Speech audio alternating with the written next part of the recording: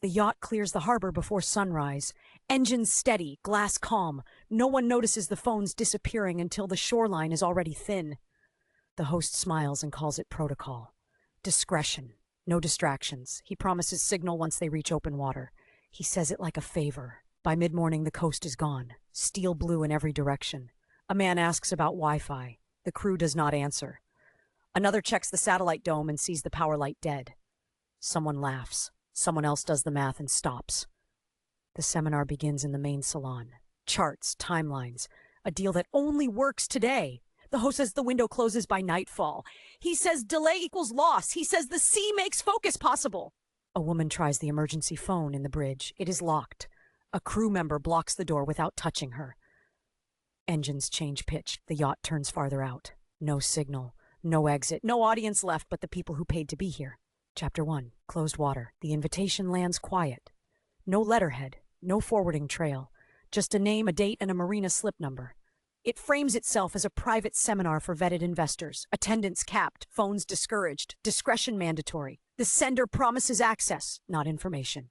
Each guest arrives alone. The yacht sits at the end of the dock like a sealed argument. White hull, clean lines, crew already aboard. No banners. No cameras. The host waits near the gangway in a linen jacket, relaxed, watching arrivals without greeting them by name. He checks faces, not tickets. Boarding happens fast. Bags are tagged and taken below. A crew member asks for phones, not demands. Asks, says it is standard protocol. Signal interference offshore. Devices will be locked and returned on docking. Some hesitate, nobody refuses. The harbor lights cut low as the lines come in. Engines turn. The yacht moves before anyone asks questions. It slides out smooth, practiced, confident. The city thins behind them. Inside, the main salon smells of citrus and polish. Glassware already set. Screens mounted flush into wood paneling. A presentation paused at the first slide. The host stands at the front and waits until the engines settle into a steady rhythm. He welcomes them. Thanks them for trust. Says the seminar is time-bound. Says the opportunity is sensitive. Says the sea gives privacy that land cannot. A man near the windows checks his pocket and frowns. Reaches again, looks around, no phone. He says nothing. The yacht clears the breakwater. Open water stretches ahead. The skyline dissolves into haze. The host gestures toward the screens. A chart comes up, clean, minimal, numbers stripped of noise. He talks about timing, about access, about leverage. He says the market punishes hesitation. He says this group was selected because they understand that. A woman asks about connectivity. She says she needs to check in with her office by noon. The host nods. Says once they reach a stable offshore corridor, signal will be restored. He says it like weather. Coffee is served. No sugar bowls, no small talk. Crew moves silently, efficient, eyes forward. The yacht angles farther out than expected. A guest notices the compass heading on a display near the bar. He watches it drift. He tells himself it means nothing. An hour passes. Another guest walks to the stern deck and lifts a phone from his jacket. He taps the screen. Nothing. He steps toward the bridge. The door is shut. He knocks. No answer. Back inside, the seminar tightens. The host introduces urgency, a closing window, a sequence of commitments. He says participation requires focus. He says distractions break deals. A second guest asks about phones again. Louder this time. The host smiles without heat, says the crew is managing systems, says patience matters. The engines change tone, deeper, more force. The yacht turns again, this time unmistakable. The woman who asked about connectivity earlier stands and walks to the side deck. She scans the horizon. No boats, no land, just water and light.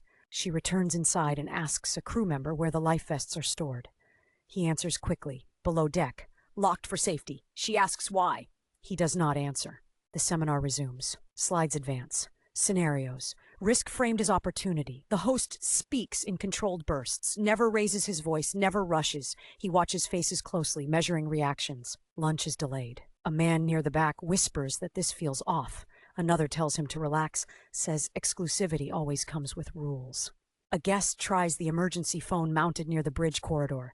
It is dark, no indicator light. He presses the call button anyway. Nothing. He looks up and finds a crew member standing close behind him. The crew member does not touch him, just stands there. Waiting. The guest steps away. Afternoon heat settles in. The air conditioning holds, but the edges feel tight. Water glints through the windows like a closed loop. The host announces a break, tells them to stretch, think, prepare for the commitment session. No one leaves the salon. A woman opens a cabinet near the galley. Empty shelves, no personal storage. She notices a metal locker bolted into the wall with a keypad. She does not touch it. The engines hum steady.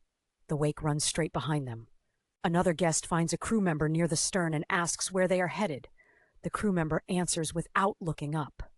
Open water until further notice. The guest laughs, unsure. The crew member does not. The host calls them back together. He introduces the next phase. Says, questions will be addressed after commitments are logged.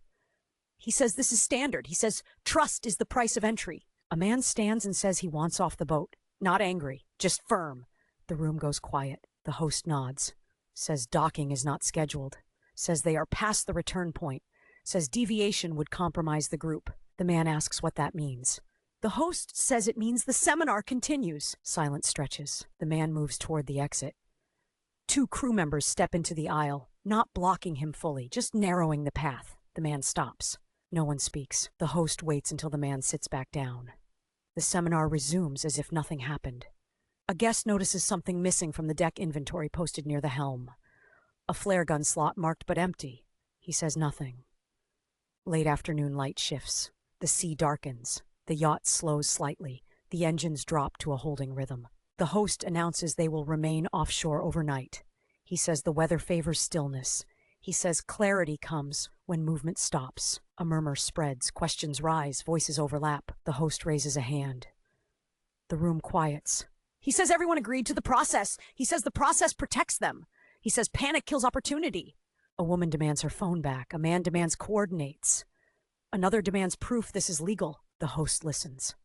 Then he says something different. He says signal was never guaranteed. He says the isolation is intentional. He says the commitment window closes by morning.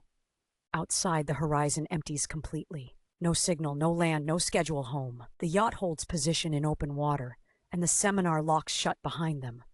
Chapter 2. Holding pattern. Morning comes without movement. The yacht sits heavy on the water, engines idling low, bow pointed nowhere. The sea lifts and drops in slow breaths. Heat builds early. No breeze reaches the decks. Breakfast is late. When it arrives, it is small. Protein bars, coffee gone thin. No explanation. The host opens the session standing, not seated this time. He says the overnight pause was intentional. He says distance sharpens thinking. He introduces a countdown displayed on the main screen. Hours, minutes. A closing window tied to market exposure. Miss it, and access evaporates. No one claps, no one smiles. He explains the commitment structure. Not paperwork yet? Verbal alignment first. Names will be logged, numbers later. He says this protects confidentiality. He says trust flows both ways. A man asks why they cannot dock first. The host says port schedules are volatile. Says risk of interception exists. Says offshore neutrality keeps them clean. A woman asks what interception means. The host says competitors, regulators, noise. The seminar moves faster now. Slides flash and vanish. Scenarios compress. Loss framed as certainty outside the window. Inside, control. The heat rises. A guest near the windows wipes sweat from his neck and notices clouds building low on the horizon. Darker water ahead. He points it out. The host acknowledges it without pause. Says weather passes. Opportunity does not. Mid-morning, a man stands and says this is coercion. He says no one agreed to confinement. He says the lack of signal changes consent. The host listens. Then he says pressure reveals truth. He says freedom is a concept. He says markets reward decisiveness, not comfort. The man takes a step toward the bridge. A crew member intercepts him gently and steers him aside. The motion is practiced. No force, no raised voices. The man stumbles, surprised, and regains balance. He does not try again. The host announces a private session for anyone still undecided, one at a time. 10 minutes each. The order is not voluntary. A woman is called first. She follows a crew member toward the rear office. The door closes. Voices do not carry. Minutes pass. 10 become 15. She returns pale, eyes flat. She does not speak to anyone. The countdown continues. Outside, the sea shifts. Swells rise uneven. The yacht rocks just enough to keep everyone aware of gravity. A guest corners an engineer near the engine room door. He asks about communications. Direct. No preface. The engineer looks at the deck, then at the door behind him. He says the satellite array was disabled before departure. He says the lockout code is not his. He says it was ordered. Ordered by who? The engineer does not answer. The guest asks how long the lockout lasts. The engineer says until the host releases it, or until a fail-safe triggers. He does not say when that would be. The guest backs away. He does not thank the engineer. Lunch does not come. The storm line grows darker. Wind lifts spray across the deck. The yacht adjusts orientation slightly, still holding position. Engines strain. The host announces a revised schedule. Commitments must be declared by nightfall. He says delays create risk. He says this vessel is a neutral zone only while alignment holds. A man laughs once, short, sharp. He says this is a hostage pitch. The room stiffens. The host does not deny it. He reframes it. Says hostages imply force. Says this is choice under clarity. Says discomfort is temporary. Gains are permanent. A woman demands to see safety equipment. Life vests, flares, radios. The host nods to a crew member. They open a compartment near the salon, vests stacked inside. Enough for everyone. Clean, unused. The woman points to the missing flare gun slot. Asks where it is. The crew member hesitates. Looks to the host. The host says it was removed for safety. Says flares attract attention. Says attention complicates exits. The storm hits harder than predicted. Rain slams the windows. The yacht pitches. Loose glasses slide. A crew member moves fast to secure cabinets. The engines surge to compensate. Power flickers once, twice. The countdown keeps running. A guest slips a folded note into another's hand during the confusion. The paper is damp. The handwriting tight. Do not sign. Crew under compliance orders. Bridge locked. The woman reads it and passes it along. Private sessions resume despite the storm. One guest refuses to go, says he will not be isolated again. The host nods, says refusal will be logged. Logged where? The host says internally. The man demands his phone. The host says devices will be returned upon alignment. The man says that is not an answer. The host agrees. The room fills with low noise. Not shouting, murmurs, calculations, fear trying to look like strategy. A guest asks if anyone has checked shipping lanes. The host says proximity increases risk. The guest says proximity increases safety. The host says safety is relative. Another power flicker. The yacht rolls hard. A woman stumbles and grabs a chair.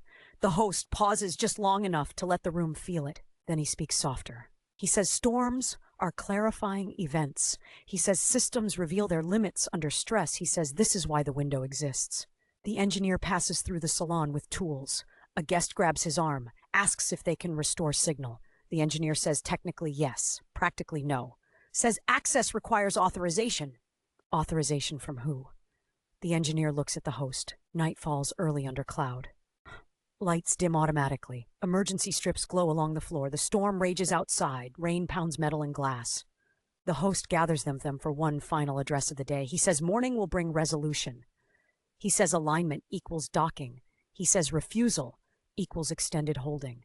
A man asks how long extended means. The host says until the window closes completely. He does not say when that is.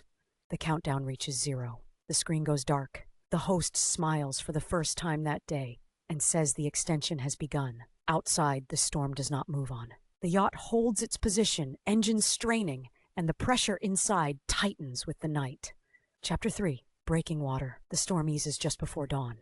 Not clean, not gone, just quieter. Rain thins to mist. The wind drops enough for the yacht to stop fighting every second. Engines settle into a lower, strained rhythm. No one sleeps. The salon lights stay dim. Faces look older in the gray glow. Coffee returns. Stronger this time. No explanation. The host enters without announcement. Jacket gone. Shirt sleeves rolled. Calm intact. He says the extension period has created clarity. He says decisions will be taken now. No one responds. A woman stands first. She says she will not commit. She says she wants her phone and a course toward land.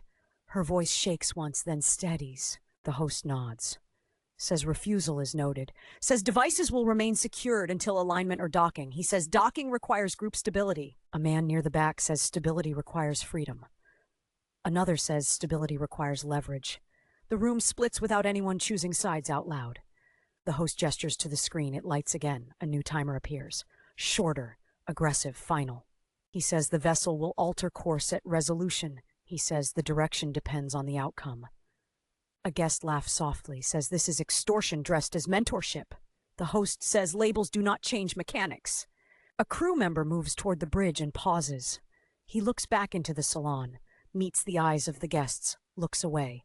The coordinated refusal starts without a signal. It begins with one man sliding his chair back and saying no, then another. Then the woman from the first private session. They do not shout, they do not argue. They simply state it. No commitment, no signature, no compliance. The host listens. He does not interrupt. When they finish, he changes tactics. He says names will be remembered. He says access will be closed. He says information travels faster than boats. He says reputations sink quietly. A man asks if that is a threat. The host says it is a forecast. The woman who passed the note earlier steps forward. She says forecasts require credibility. She says coercion leaves records. The host tilts his head, says records can be curated. Power flickers again, longer this time. A sharp alarm chirps once and dies. The yacht rolls, harder than before. A crew member runs through the salon toward the engine room. Another follows. The engineer appears moments later, grease on his hands, eyes wide. He says they lost redundancy on the auxiliary generator, says the storm stressed the system, says holding position much longer risks drift. The host looks at him, asks if they can maintain isolation. The engineer hesitates, says yes, but not cleanly. The host turns back to the guests, says this changes nothing, says pressure creates truth faster. A man near the windows sees something on the horizon, a shape, dull, moving. He points, others stand. A cargo vessel cuts through the mist, distant but real. A shipping lane! The host says sit down. No one does. A woman says trigger the emergency beacon.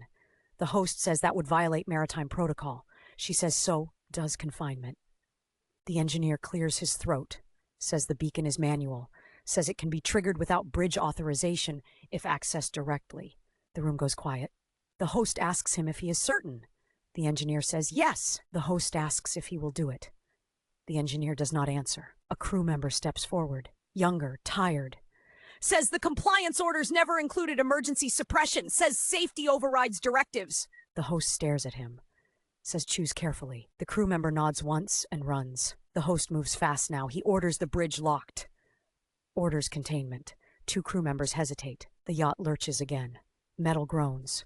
The cargo vessel horn sounds faint through the fog. A guest grabs the host's arm. Not violent, just stopping him. The host jerks free and shouts for control.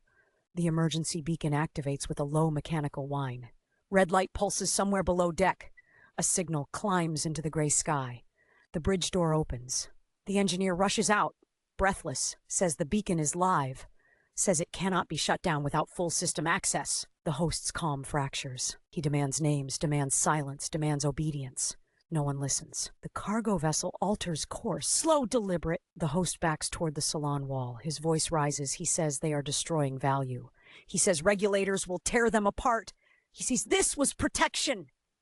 A woman says protection does not require cages. Sirens arrive late morning. Not police, Coast Guard, clean hulls. Authority without drama. The yacht alters course under instruction. Engines strain toward compliance. Phones are returned at the dock hours later. Not ceremonious, not apologetic, just handed back in numbered pouches. No one checks messages right away. Statements are taken, names logged for real this time. The host is escorted off separately. He does not look back. News never fully captures it. Headlines soften the language. Seminar dispute, offshore misunderstanding. No charges announced immediately, but the recordings surface. Audio from the private sessions, the countdown, the threats framed as forecasts. Investors withdraw. Partners vanish. The host's network collapses in silence. Weeks later, the yacht sits idle. Crew reassigned, systems audited, locks replaced. The guests scatter back to their lives carrying a shared memory they do not post about. They know how close prestige came to turning into leverage with no exit. The sea forgets faster than people, but every one of them checks the horizon now before stepping aboard anything that promises exclusivity. Because they learn the cost of isolation and how easily luxury becomes a closed door once the signal goes dark.